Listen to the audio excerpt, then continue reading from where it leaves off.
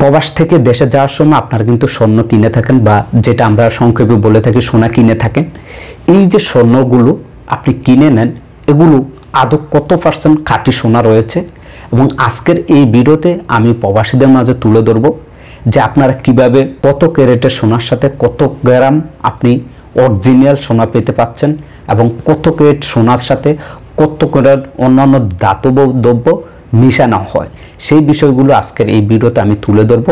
আশা করি ভিডিওটি প্রথম থেকে শেষ পর্যন্ত দেখবেন।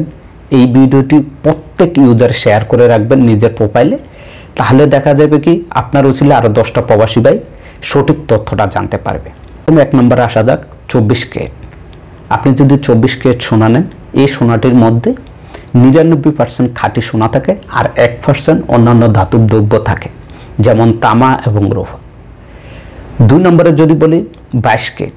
22 ক্যারেটের স্বর্ণ যদি আপনি কিনে নেন আপনার পরিবারের জন্য ফ্যামিলির জন্য, সেই স্বর্ণতে কিন্তু 91.7% খাঁটি সোনা থাকে আর বাকি 8.3% তামা এবং রূপার মিশ্রণ থাকে। 3 নম্বরে যদি বলি 21 ক্যারেট।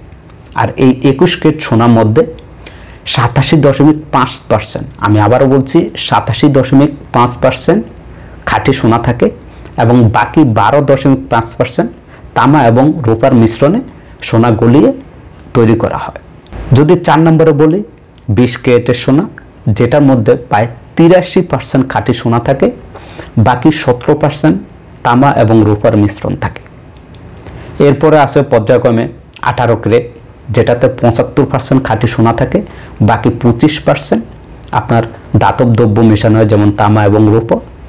তারপরে আছে 15 ক্যারেট 62%, তারপরে আছে 14 ক্যারেটের যেটাতে প্রায় 58.3% থাকে খাঁটি সোনা এবং বাকি 41.7%ই থাকে আপনার তামা এবং রূপা অন্যান্য মিশ্রণ।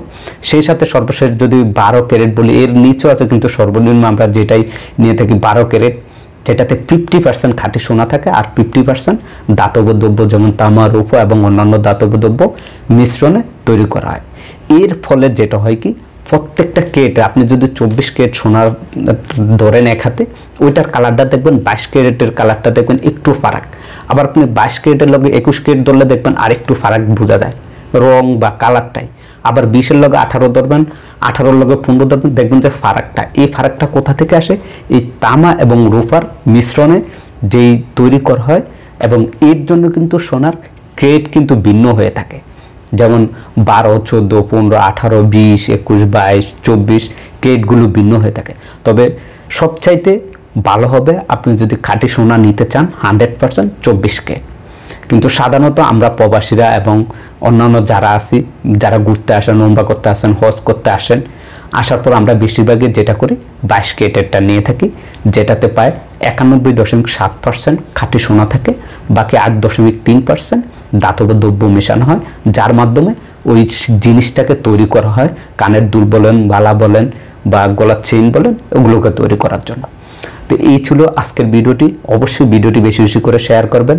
প্রত্যেকটা ক্যারেটের 24, 22, 21, 20, 18, 15, 14, 12 ক্যারেটের সম্বন্ধে আপনাদেরকে আইডিয়াটি দিয়েছি।